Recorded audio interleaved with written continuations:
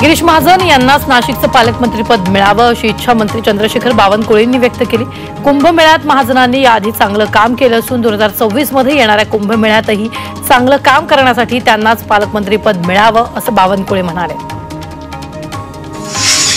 सिंहस्थ कुंभमेळ्यात मंत्र्यांचं काय काम तरी अधिकारीही करतात असं प्रत्युत्तर बावनकुळेंनी केलेल्या वक्तव्यावर मंत्री माणिकराव कोकाटेंनी दिलं। तर बाहेरचा पालकमंत्री असल्यास स्थानिक पातळीवरील प्रश्न संपर्क यात अडथळे येतात असं म्हणत कोकाटेंनी गिरीश महाजनांना नाशिकचं पालकमंत्री करण्याला विरोध केला। पालकमंत्री पदाबाबत मुख्यमंत्री दावोस दौऱ्यावरून आल्यावर निर्णय होईल अशी प्रतिक्रिया मंत्री शंभूराज देसाईंनी दिली।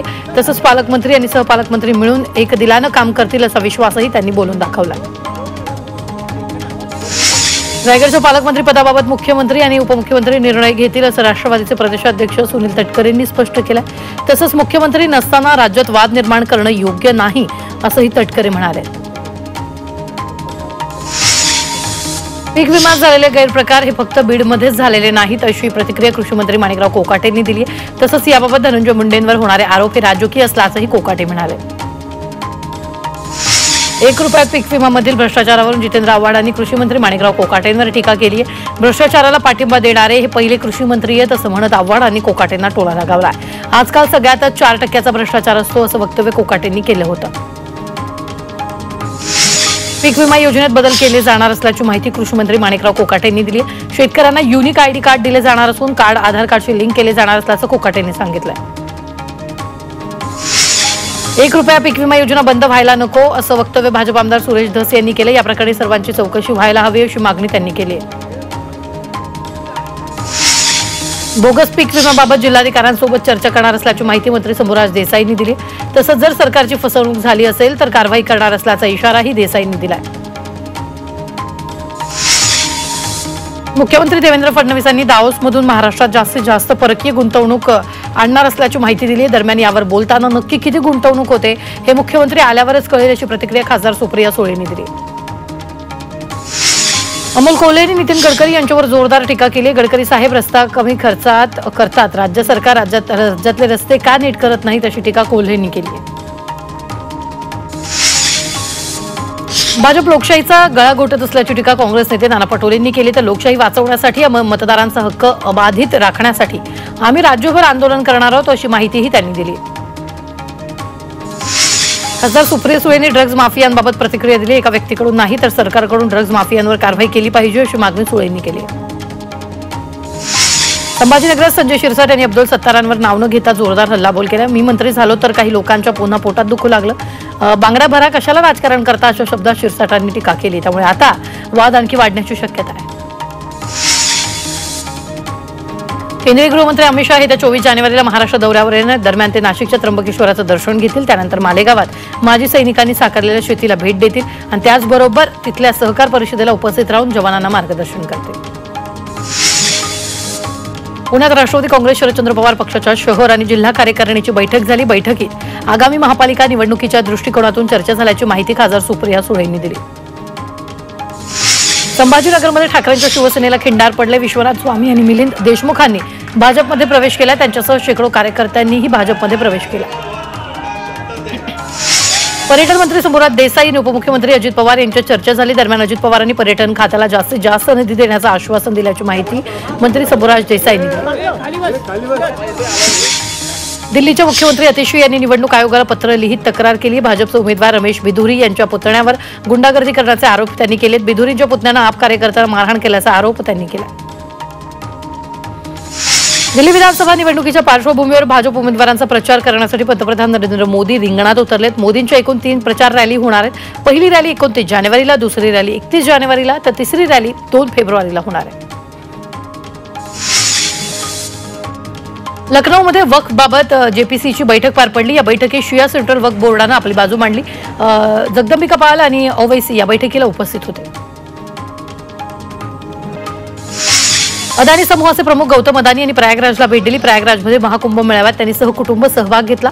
यावेळी त्यांनी गरजवंतांना भोजनाचं वाटप केलं। बॉलिवूड अभिनेता सैफ अली खानला रुग्णालयातून डिस्चार्ज मिळालाय। 6 दिवसाच्या उपचारानंतर सैफ आपल्या फॉर्च्यून हाईटमधील घरी पोहोचला। चाकू हल्ल्यानंतर सैफवर गेले 6 दिवस रुग्णालयात उपचार सुरू होते। सैफवर हल्ला करणाऱ्या आरोपीला बांगलादेशात जाण्यासाठी 50,000 पाहिजे होते, म्हणून त्यानं चोरीचा प्रयत्न केला अशी माहिती उपमुख्यमंत्री अजित पवारांनी दिली. तसंच आरोपीला कोणाचं घर आहे याची कल्पनाही नव्हती असं पवार म्हणाले.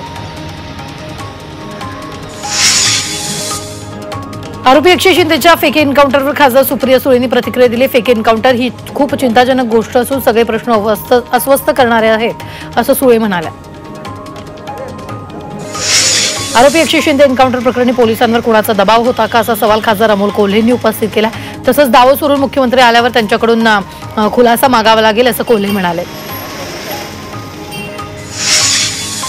पुण्यातील पीएमपीएलएच्या कर्मचाऱ्याची 7,000 पदं रिक्त आहेत. गेल्या 6 वर्षापासून पीएमपीएलएमध्ये भरती झालेली नाही.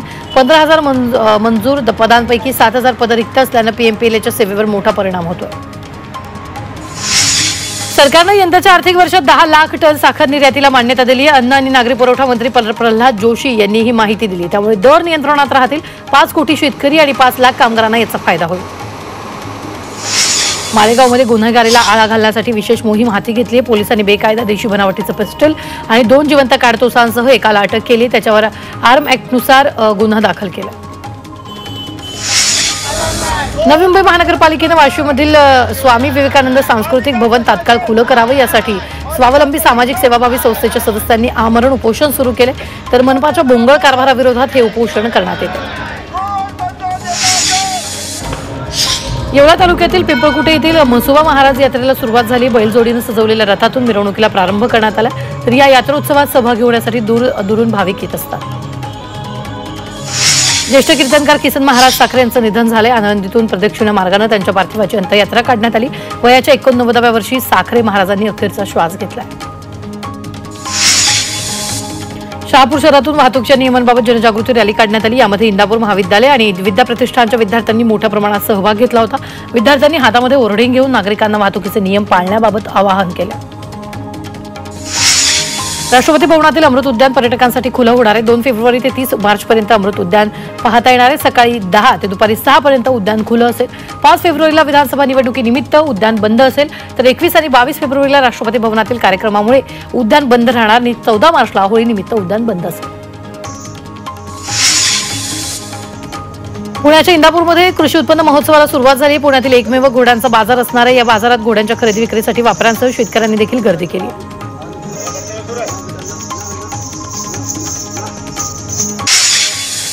कल्याण बदलापूर महामार्गावरील विजेचे खांब तातडीने हटवा या मागणीसाठी मनसेचे विभाग अध्यक्ष विशाल गायकवाड आमरण उपोषणाला बसले. या विजेच्या खांबामुळे अपघातांना निमंत्रण मिळते. त्यामुळे अपघातांना जबाबदार असलेल्या अधिकाऱ्यांवर सदोष मनुष्यवधाचा गुन्हा दाखल करण्याची मागणी करण्यात आली. शक्तीपीठ महामार्गाविरोधात शेतकरी कामगार पक्षानं पुन्हा आक्रमक भूमिका घेतली. सरकारनं जमिनीचं सर्वेक्षण करण्याच्या सूचना दिल्या. मात्र सर्वेक्षणासाठी येणाऱ्या अधिकाऱ्यांना शेतात बांधून घालणार असल्याचा इशारा शेतकरी कामगार पक्षानं दिला. पीक विमा देण्याच्या मागणीसाठी स्वाभिमानीच्या कार्यकर्त्यांनी वाशिम जिल्हा अधीक्षक कृषी अधिकाऱ्यांच्या कार्यालयात ठिय्या आंदोलन केले. शेतकऱ्यांना सरकारनं जाहीर केलेली मदत तात्काळ द्यावी अशी मागणी करण्यात आली. 31 जानेवारीपर्यंत पीक विमा देण्याचं आश्वासन दिल्यानंतर आंदोलन मागे घेण्यात आलं. बांगलादेशी घुसखोरांविरोधात कारवाई करण्याची मागणी मनसेनं केली. मनसेचे भिवंडीचे जिल्हाध्यक्ष परेश चौधरींनी याबाबत पोलिसांना निवेदन दिले. तर याबाबत आमची कारवाई सुरू असून आपल्या निवेदनाची दखल घेण्यात येईल असं आश्वासन पोलिसांनी दिले. धुळे जिल्हा राज्य सरकारी कर्मचारी संघटनेकडून काम बंद आंदोलन करण्यात आले. तहसील कार्यालयातील सहाय्यक महसूल अधिकाऱ्यांना झालेल्या मारहाणीच्या निषेधार्थ जिल्हाधिकारी कार्यालयाबाहेर हे आंदोलन करण्यात आले. दरम्यान मारहाण करणाऱ्याला अटक होत नाही तोपर्यंत काम बंदचा इशारा देण्यात आला. तानसा पश्चिम जलवाहिनीला पवईतल्या जोगेश्वर विक्रोळी जोड रस्त्यावरच्या पुलाजवळ मोठी गळती लागली. त्यामुळे तानसा वाहिनीचा पाणीपुरवठा तात्काळ बंद करण्यात आला आणि जलवाहिनी दुरुस्तीचं काम तातडीनं हाती घेण्यात आलं. या दुरुस्तीसाठी 24 तासाचा कालावधी लागणार आहे. मालमत्ता कर न भरणाऱ्या थकबाकीदारांवर पिंपरी चिंचवड मनपाच्या कर संकलन विभागानं कारवाईचा बडगा उचलला. शहरातील मालमत्ता सील करायला मनपानं सुरुवात केली. तसंच 43 मालमत्तांच्या लिलावाची प्रक्रिया सुरू केली. लिलावाची प्रक्रिया टाळण्यासाठी कर भरण्याचं आवाहन मनपानं केलं. अकोल्यात अन्न आणि औषध प्रशासनानं मोठी कारवाई केली. शहरातील सिव्हिल रोड इथं जीएमडी मार्केटमध्ये दास सर्जिकल प्रतिष्ठानच्या गोदामातून सलाईनचे 1000 बॉक्स जप्त करण्यात आले. गोदामात विनापरवाना सलाईनच्या बॉक्सची मोठ्या प्रमाणात साठवणूक करण्यात आली. पिंपरी चिंचवड पोलिसांच्या सायबर सेलनं 3 जणांना अटक केली आहे। जास्तीच्या नफ्याचा आमिष दाखवून एका व्यक्तीला 67,69,950 रुपयांची फसवणूक केल्याची घटना घडली होती। या गुन्ह्याच्या तपासादरम्यान पोलिसांनी 3 आरोपींना बेड्या ठोकल्या। कल्याणमध्ये रेल्वेच्या जागेवर असलेल्या शाळेला रेल्वे विभागाने नोटीस दिली, त्यामुळे आता शाळेतील जवळपास 400 विद्यार्थ्यांचं भवितव्य धोक्यात आलं। दरम्यान शाळेवर कारवाई झाल्यास आम्ही रस्त्यावर उतरू असा इशारा पालकांनी दिला। वर्ध्यात दुचाकीला कर्कश आवाजाचे सायलेन्सर जोडणाऱ्यांवर कारवाई करण्यात आली। दुचाकीचे सायलेन्सर जप्त करून ते बुलडोझर खाली दाबून नष्ट करण्यात आले। तब्बल 50हून अधिक सायलेन्सर नष्ट करण्यात आले। वर्धा वाहतूक पोलिसांनी ही कारवाई केली। वाशिम जिल्ह्यातील 491 ग्रामपंचायतींनी आतापर्यंत 61% कर वसुली केली, मात्र तरीही 6.57 कोटी रुपयांची थकबाकी आहे। आर्थिक वर्ष संपायला 2 महिने शिल्लक असताना ग्रामपंचायतींनी थकबाकीदारांकडून वसुलीसाठी विशेष मोहीम हाती घेतली जाणार आहे। नागपूरमध्ये वन पर्यटनात नियम मोडल्यास 3 ते 25,000 रुपयांचा दंड होणारे पर्यटक, जिप्सी चालक आणि मार्गदर्शकांवर दंड ठोकण्याची तरतूद करण्यात आली। उमरेड करहांडलाव अभयारण्यात वाघांची अडवणूक झाल्याच्या प्रकरणानंतर उच्च न्यायालयानं हा निर्णय दिला। छत्तीसगडच्या गरियाबंदमध्ये सुरक्षा दलानं मोठं यश मिळालंय। सुरक्षा दल आणि नक्षलवाद्याच्या चकमकीत 16 नक्षलवाद्यांचा खात्मा करण्यात आला, तर नक्षलवाद्यांकडून मोठ्या प्रमाणात शस्त्रास्त्र आणि दारुगोळा जप्त करण्यात आला। धाराशिवच्या रामलिंग अभयारण्यात मागील 8 दिवसांपासून वाघाचा शोध सुरू आहे। पुण्याची विशेष रेस्क्यू टीम आता वाघाचा शोध घेते, तसंच जागोजागी ट्रॅप कॅमेरेही लावण्यात आले, त्यामुळे लवकरच वाघ जेरबंद होईल असा विश्वास वन विभागानं दिला। चंद्रपूर महाऔष्णिक वीज केंद्राजवळ अस्वलीच्या हल्ल्यात ट्रक चालक जखमी झाला। दिवसाढवळ्या झालेल्या या घटनेमुळे परिसरात दहशत पसरली आहे। घटनेनंतर वन विभागाने या भागात गस्त सुरू केली आहे। भूसंपादन प्रकरणाचा असमाधानकारक उत्तर न दिल्यानं चंद्रपूरच्या जिल्हाधिकाऱ्यांना ऑनलाईन न्यायालयात हजेरी लावण्याचे आदेश नागपूर खंडपीठानं दिले। जमीन संपादित केल्यानंतर शेतकऱ्यांना 2013 पासून भरपाईची रक्कम न दिल्यानं ही कारवाई झाली।